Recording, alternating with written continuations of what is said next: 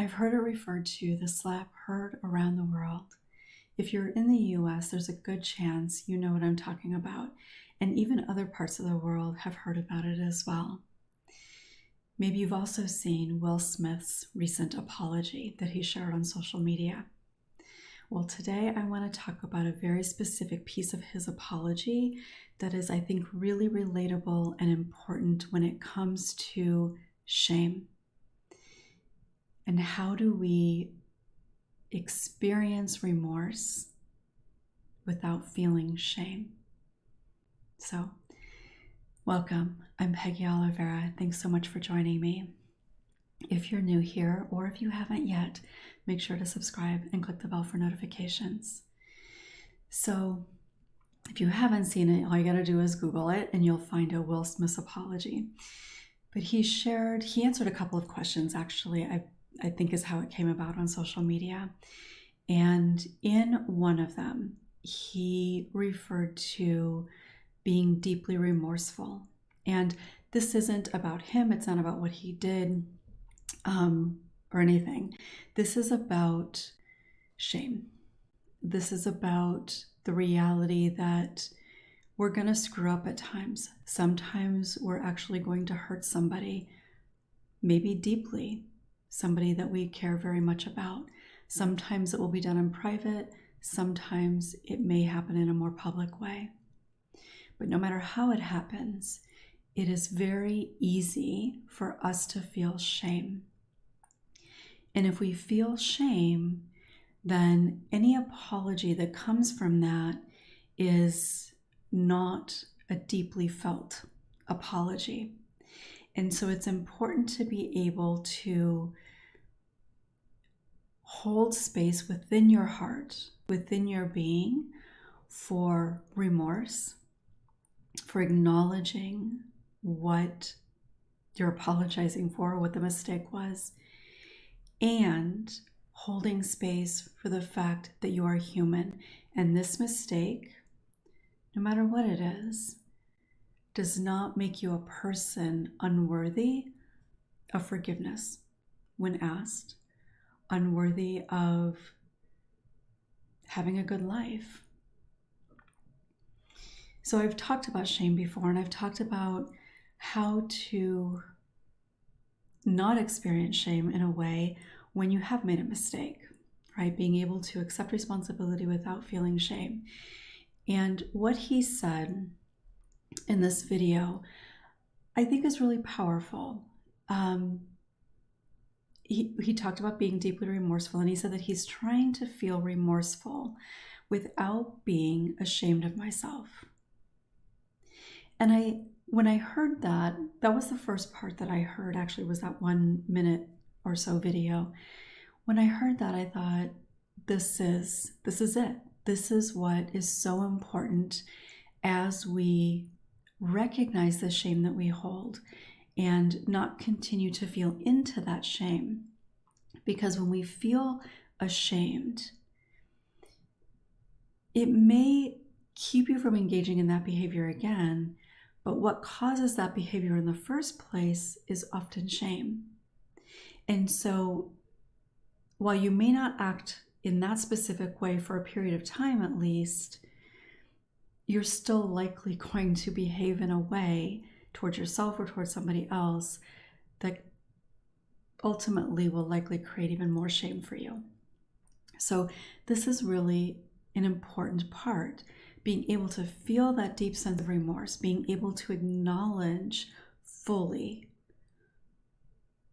your responsibility in it without it defining who you are. The other thing that he said pretty immediately after that is, I'm trying not to think of myself as a piece of shit. And of course, what we're saying to ourselves when we feel a sense of shame can vary. But he kind of summed it up, I think, pretty well there, right? Like, no matter what the actual thoughts are, it comes down to feeling like a piece of shit, feeling completely unworthy, feeling so bad that nobody would want to be around you, that nobody wants to be even in close proximity to you, that you're seen as dirty and disgusting.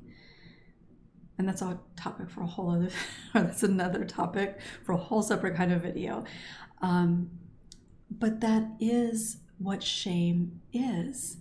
It makes us, or it reinforces those things that we believe about who we are that are not good. They're also not true, but it reinforces all of those beliefs. And so the idea that you can be deeply remorseful without trying to be ashamed or without feeling ashamed, that's not easy to do. That takes a lot of internal work. It takes a lot of healing generally.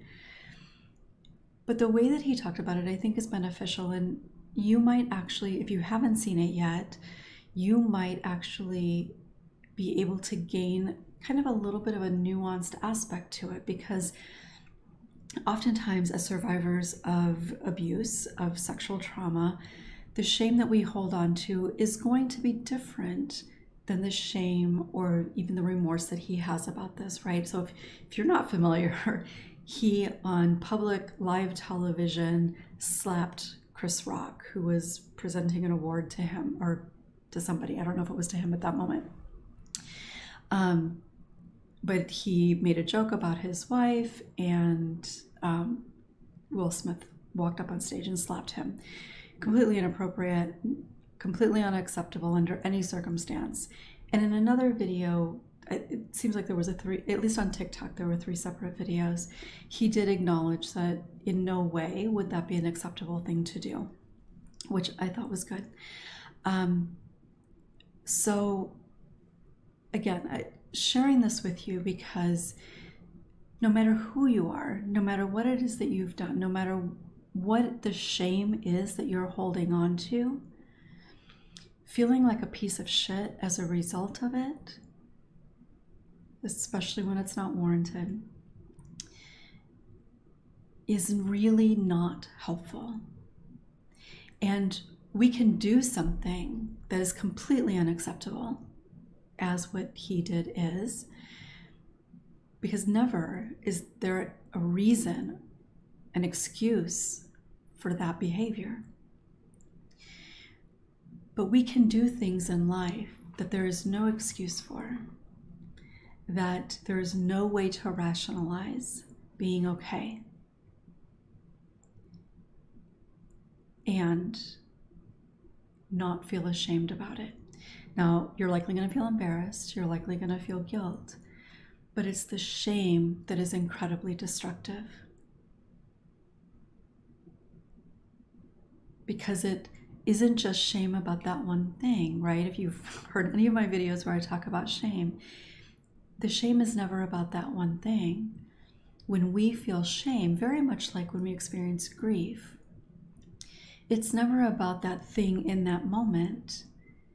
It connects to all the other shame that we hold on to, that we have held on to.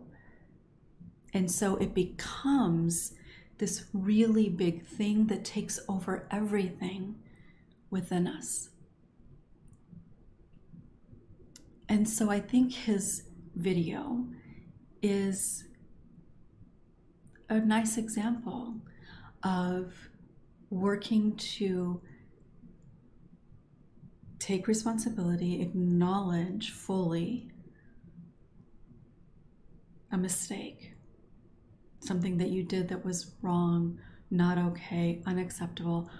Or for a lot of you, it actually doesn't have to be even that bad, right? We can feel shame in bumping into somebody accidentally, which is not really doing anything wrong. It's certainly not unacceptable. But that doesn't change the fact that we can easily feel shame about it. Because in that moment, if you bump into somebody and you say that, whether you say that you're sorry or not, but even if you say that you're sorry, it can trigger shame because you feel like, oh, that was bad. And what if I upset them? Or what if I hurt them? Or I could have knocked them over? Or whatever it is that you might say to yourself, which triggers shame. So part of healing is, a big part of healing is releasing shame. Part of releasing shame is being able to separate those things.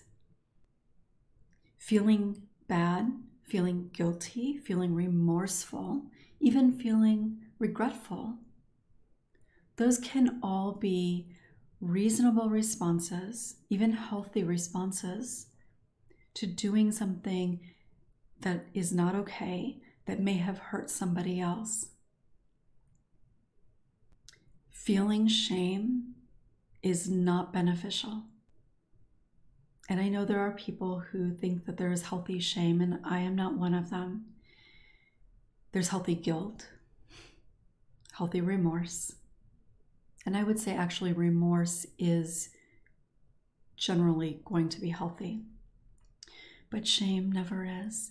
And so if you can look at his behavior and see it as completely unacceptable and hold space for him as he's sharing, that he's trying not to be ashamed, that he's trying not to feel like a piece of shit, then can you also recognize that maybe there is space for you too? Because my guess is, for probably anybody watching this video, that the things that you tend to feel shame around have not been nearly that significantly overt in hurting somebody else. Not just physically, but emotionally. That is impactful for somebody, right? I think we can all agree that it is completely unacceptable. But if you can hold space for his apology, for him trying to find his way through this without feeling like a piece of shit, can you also maybe create space for the mistakes that you've made? Because my guess is, for, again, most of you watching this, it's not been quite like that. In fact, a lot of the things that you probably view as mistakes are probably pretty mild, like bumping into somebody. But wherever that mistake may be, you do not deserve to feel ashamed. And creating space for that within yourself, recognizing how, whether it's Will Smith or anybody else, if you have the capacity to acknowledge both sides of that for somebody else, then isn't it at least possible that you owe that to yourself too? I'd love to hear your thoughts in the comments, whether it's something that you can relate to on a personal level, or your thoughts about whether it's what he did or his apology. Again, this video is not about him. It's not about whether you believe him or his apology or anything else. It's just about that recognition. And again, I thought it was kind of a powerful representation of that.